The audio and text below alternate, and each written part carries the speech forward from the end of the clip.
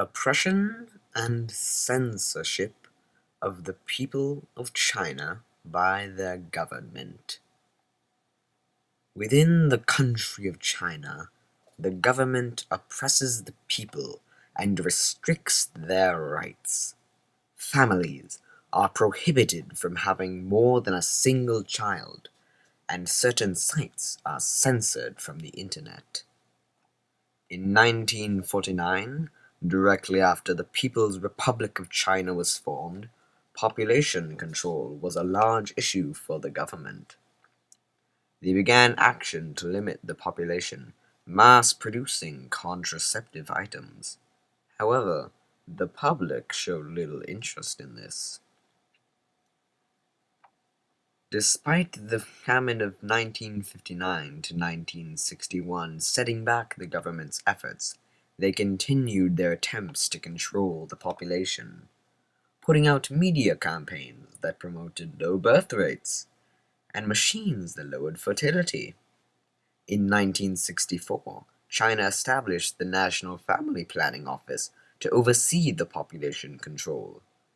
Programs to reduce fertility focused on highly urban areas such as cities, where the government had more control over enforcing its policies. By the 1970s, the population control programs had begun to be successful, with most couples only having 2 or 3 children.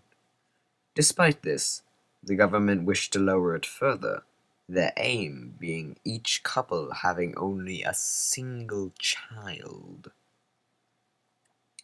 Today, China has reached that goal. Families are limited to 1 child, barring certain circumstances, such as if the child has a mental defect or a physical disability. Due to parents wanting a male child to carry on their lineage, female children are often aborted or given to an orphanage.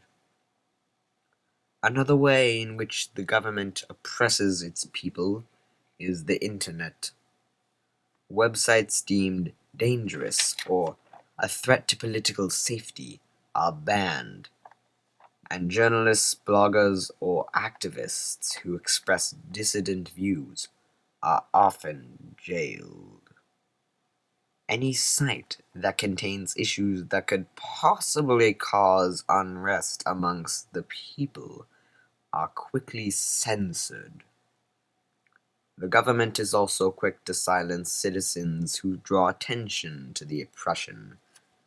Journalists who edge just a bit too close to the line are often severely punished, along with those who would call for reforms and even freedom of speech.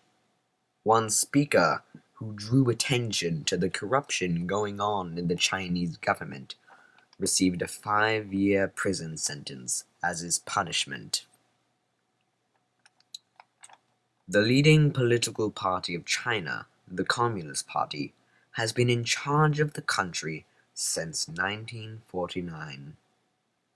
The party's hierarchy consists of a pyramid that begins with low-level party organizations and ends in Beijing with the decision-making bodies.